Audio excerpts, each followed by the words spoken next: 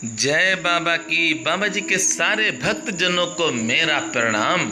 बाबा की दया और कृपा से आज बृहस्पतिवार है और आप सब हर बृहस्पतिवार को नींव करोरी बाबा की सुनते हैं अमृतमयी कथा। हम नींव करोरी महाराज की कथा सुनाते हैं, पावन कथा सुनाते हैं।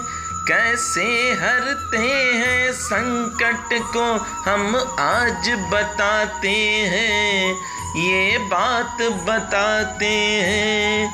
ऐसे करुणा के सागर की हम कथा सुनाते हैं, हम लीला सुनाते हैं।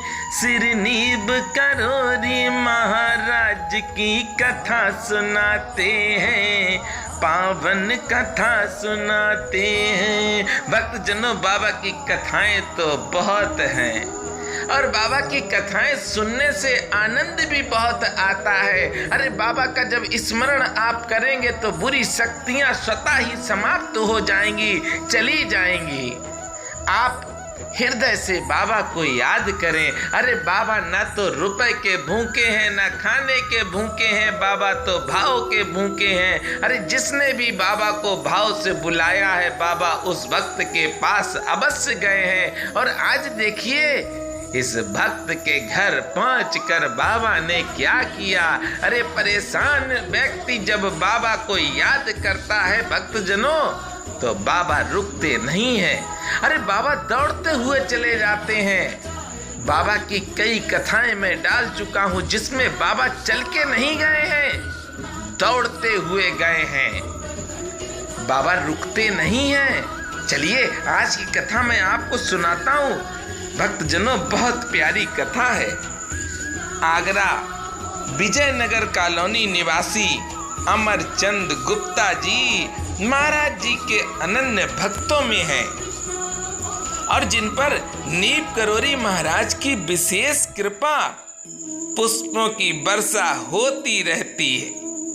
आप समझिए कि बाबा के अनन्य नहीं, विशेष अनन्य भक्त हैं।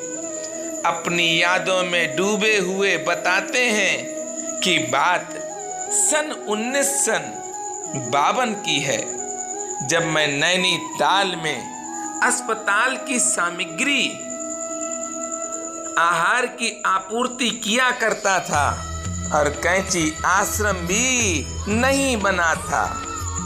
बाबा जब भी वहां आते, भूमियादार आते तो मुझे बुलवा लेते थे। भक्त जनों, जब कैंची आश्रम नहीं बना था, बाबा भूमियादार आते और बाबा वहीं पर रुकते थे। ये भक्त बाबा की शरण में था, व्यापार छोड़कर बाबा की शरण में आता और आ गया तो कहता है कि मेरे बड़े भाई थोड़े नाराज हो जाते थे, परंतु मेरी बाबा के प्रति असीम श्रद्धा मुझे उनसे अलग ना कर पाती थी। कैंची आश्रम बनवाने पर महाराज जी ने समस्त सामग्री मेरे ही माध्यम से उपलब्ध करवाई। श्री अमरचंद ने बताया कि सन 1962 में मैंने महाराज जी से कहा कि मेरे जीजा जी मुझे आगरा बुला रहे हैं और मैं जाना नहीं चाहता। महाराज जी ने तुरंत मीठी फटकार देते हुए कहा, तू वहां तुरंत चला जा। भक्त कहता है, मैंने समझा बाबा अलग करना चाहते हैं। मैंने तुरंत बाबा से कहा कि वहां तो आप आएंगे भी नहीं। बाबा ने कहा, नहीं मैं अवश्य आऊंगा। देखिए भक्त का भोलापन देखिए। अरे वह नहीं जाना चाहता है, बाबा को छोड़कर क्यों जाए। बाबा की शरण में है, कृपा पात्र है। वह जानता है कि अमृत के पास बैठकर मैं अमृत को छोड़कर क्यों जाऊं। अरे बाबा तो अमृत में है। एक घटना भक्त कहता है मुझे अच्छी तरह याद है। उस समय की है जब श्री भगवान सहाय कश्मीर के गवर्नर थे और बाबा उस समय कश्मीर में थे। मेरे पुत्र की हालत यहाँ आगरे में अत्यंत गंभीर थी। मैं अत्यंत चिंता मग्न था कि अब क्या होगा। आगरा के सभी डॉक्टर जवाब दे चुके थे। मेरा पुत्र टाइफाइड बुखार से पीड़ित था। डॉक्टरों ने उसके जीवन की आस छोड़ दी। अरे भक्त जनों, डॉक्टर कुछ नहीं कर सकता है। अरे डॉक्टर क्या करेगा? उसने आस छोड़ दी। अरे वो तो छोड़ने के लिए है। अरे डॉक्टर को तो सिर्फ पैसा चाहिए। भक्त जनों, आपके पास तो बहुत बड़े डॉक्टर हैं, आप उनकी शरण में हैं। अरे छोटे डॉक्टरों के पास क्यों जाते हैं? अरे मेरे बाबा तो जगत के सबसे बड़े डॉक्टर हैं। आज इस डॉक्टर ने इस भक्त के बच्चे की आस छोड़ दी। अरे ये डॉक्टर कोई भगवान नहीं है। भक्त जनों, सदैव स्मरण रखना कि जब परिस्थितियां आपकी बहुत कठिनाइयों से जूझ रही हो तो डॉक्टर ही नहीं, परिवार, रिश्तेदार सब आपका साथ छोड़ देते हैं। अरे उस समय आपके पास एक सहारा बचता है, आपके प्रभु। अरे जब एक सहारा यही बचता है, अरे इसी सहारे को जीवन भर पकड़ कर रखिए। अगर आप अपने जीवन में इस सहारे को पकड़ कर रखते हैं तो आपको कभी कोई डॉक्टर जवाब नहीं दे पाएगा, क्योंकि आप जाएंगे ही नहीं डॉक्टर के पास। अरे डॉक्टर स्वयं आपके पास आएगा अपनी बीमारी सही कराने के लिए। चलिए कथा में चलते हैं। भक्त कहता है, मैंने नीव करोरी महाराज को याद किया। भक्त ने बाबा को बुलाया है और आज बाबा भक्त की लाज बचाएंगे। भक्त कहता है, बाबा की अलौकिक शक्ति से उनको जानकारी मिली और वह तुरंत कश्मीर से हवाई जहाज से दिल्ली आ गए। भक्तजनों, मैं आपसे कहता हूं कि बाबा आपकी खबर रखते हैं, इसलिए सदैव अच्छे कार्य करो। कभी भी कोई गलत कार्य के विषय में सोचो ही ना, क्योंकि बाबा हमारे साथ हैं। और जब बाबा मेरे साथ हैं तो हमें गलत सोचना भी नहीं है। भक्त कहता है, रात्रि 2 बजे नीव करोरी बाबा आगरा में आ गए और मेरे घर पर आए। बाबा बुलाते हैं। मैं खबर सुनकर पागलों की भांति अपने गुरु चरणों में पहुंच जाता हूं। हमारे महाराज जी घर पर आते हैं। ओहो, आ गए बाबा। अरे जब बाबा मेरे आ गए घर पे भक्त के, तो परेशानी तो राधे राधे करेगी, दिक्कतें तो सब राधे राधे करेंगी, क्योंकि आज कोई परेशानी आ नहीं सकती। भक्तजनों, आप भी कथा सुन रहे हैं, आनंद मग्न होकर कथा सुनिए। आज आप मान लीजिए कि बाबा आपके भी घर आ रहे हैं और मेरे भी घर पर बाबा आ रहे हैं। बाबा कहते हैं, क्या राजू बहुत बीमार है? भक्त कहता है कि मैं भाव विभोर हो उठा। अरे हो भी जाएगा, जब उसका इष्ट, उसका भगवान सामने खड़ा हो तो ये खुशी के आंसू हैं, गम के आंसू नहीं है जो आंख से निकल रहे हैं। अरे आज उसके इष्ट उसके सामने खड़े हैं, उसके गुरुदेव भगवान उसके समक्ष खड़े हैं। अरे आज तो प्रेम में मग्न है, जैसे भगवान कृष्ण सुदामा को देखकर मग्न हो गए थे। देख सुदामा की दीन दशा, करुणा करके करुणा निधि रोए। अरे क्या भगवान कभी रो सकते हैं?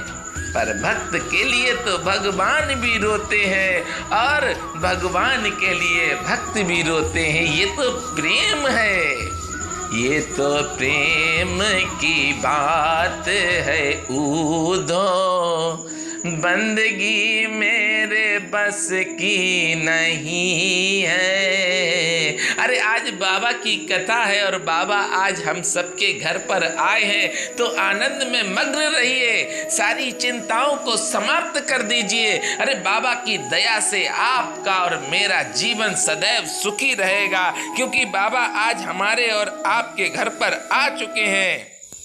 भक्तजनों, भक्त ने बाबा से कहा कि बाबा मेरे पुत्र को बचा लीजिए। अरे आज दारुण पुकार है भक्त की। तो बाबा ने भक्त को देखा और बाबा उसके पुत्र के पास गए और उसके पुत्र के सिर पर हाथ रखा और मेरा राजू भक्त कहता है उसी घड़ी से स्वस्थ होने लगा। अरे वो तो होगा ही। मेरे सिर पर रख दो बाबा अपने ये दोनों हाथ, देना है तो दीजिए जन्म जन्म का साथ। आप लोग भी मेरे साथ जरूर गाएं। मेरे सर पर रख दो बाबा अपने ये दोनों हाथ, देना है तो दीजिए जन्म जन्म का साथ। बाबा देना है तो दीजिए जन्म जन्म का साथ। अरे आज बाबा ने जिस तरह से इस भक्त के शीश पर हाथ रखा है, अरे भक्त जनों अनुभव करिए कि हमारे और आपके सर पर जब बाबा हाथ रख रहे होंगे तो हम सब का भी जीवन बदल जाएगा। समर्पण हो। आज आपने इस कथा में सुना है भक्त जनों कि इस भक्त के भाई नाराज हो रहे हैं। अरे इसने तो अपने सारे कार्य बंद कर दिए। कहाँ से इसकी रोटी चलेगी, कैसे इसके बच्चे पलेंगे, ये सब कुछ बाबा जानते हैं। इस भक्त ने पूर्ण समर्पण से बाबा को भजा है। आप और हम भी अगर इस तरह से नीम करोरी बाबा को याद करेंगे तो आज बाबा कश्मीर से आए हैं आगरा तक बाई प्लेन और भक्त के घर गए हैं। अरे सोचिए भक्तजनों, क्या हमारे और आपके घर नहीं आएंगे? संपूर्ण समर्पण करिए आप ये मत सोचिए कि आपकी परीक्षा है। अरे परीक्षा तो दे ही नहीं सकता कोई भी, क्योंकि परीक्षा क्या होती है पहले तो उसकी परिभाषा सुनो। अरे 1 साल आप जब तपस्या करेंगे उसके बाद परीक्षा होगी। परीक्षा की चिंता ना करो। अरे आप बाबा को याद करते रहो, हनुमान चालीसा सुनाते रहो, सुंदर कांड के पाठ करवाओ। जीवन आपका चमक जाएगा, निखर जाएगा और आपको वो मिलेगा जो आपके भाग्य में नहीं होगा। बाबा आपको वो भी देंगे। इसलिए प्रेम से बोलेंगे मेरे साथ, बोलिए नीम करोरी महाराज की जय।